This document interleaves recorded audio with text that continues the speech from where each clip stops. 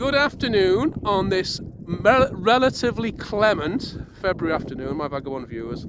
I'm here with my Vagabond companions Master Week and Secret Dave, and we're just almost in view of our destination, which is the Three Sisters, also known as the Three Carricks, which is about a mile beyond Muggleswick village, which is below us in the southwest. However, the main reason we're here is because, according to local legend, they acquired their unusual name by supernatural means, as the Three Sisters were actually three witches called Abigail, Bridget and Celeste, who were born around the 1620s in Muggleswick village. They apparently practiced black magic and used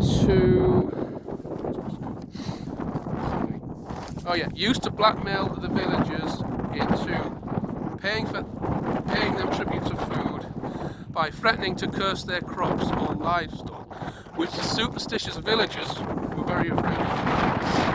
So one day in 1660 they heard rumours of the seer stone of Crowcowl Hill near Stanhope Park, about 8 miles south as the crow flies.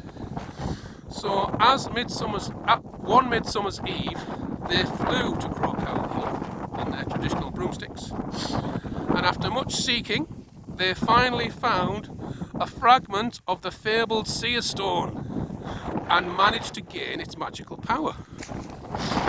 But unfortunately there was a price to pay, as the stone was allegedly cursed, and they paid the ultimate price of being transformed into crows between midnight and dawn for the next 6 years, until they performed a ritual spell to attempt to break the curse.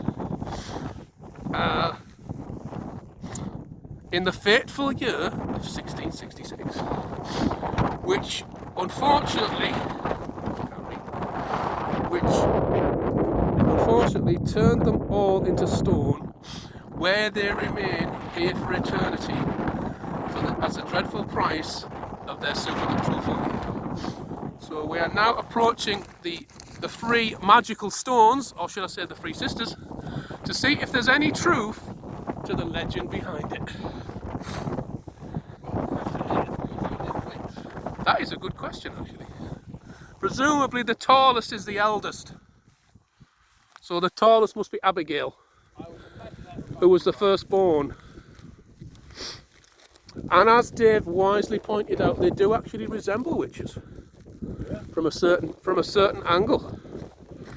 So that's why we're approaching them. And I think Bob being the most magical of the three of us, might be feeling some of the effects the closer we get. I can see a little bit of a sort of aura, radiance glowing from them. So yeah, I think there is something to the legends. Are you feeling anything yourself, Master Week? Aha! He will touch them just to see what happens, to get a literal feel of them. And if he gets a slight shock, that will confirm the local rumours. Have you anything to add, David? I'm just going to wait and see how it affects Bob. Yeah. Okay.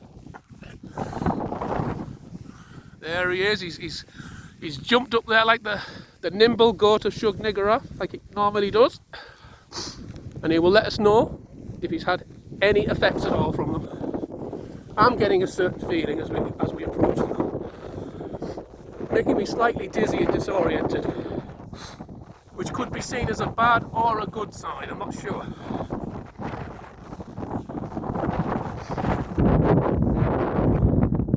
I'm starting to feel their power as we approach them. See, I'm feeling slightly nauseous. I don't know if that's good or bad. It could reflect the curse.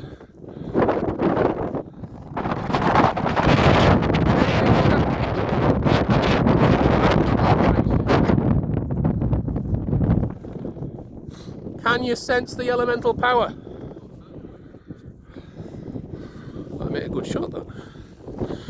And they're roughly just over 6 feet tall, so these must have been very tall witches when they were alive. There he is for reference, so that's the tallest. So it's probably close to 7 foot, right? I would say. And yes, they certainly have an elemental majesty about them.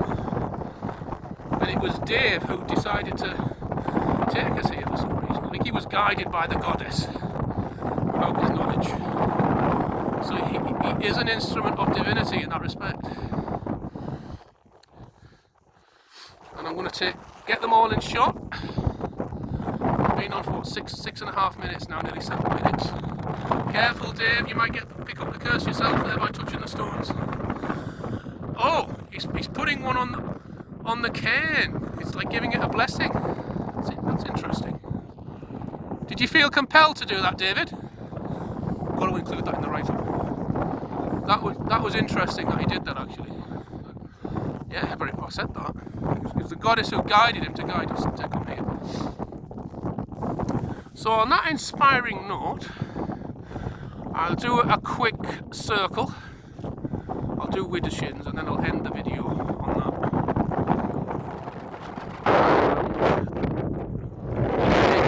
Around us.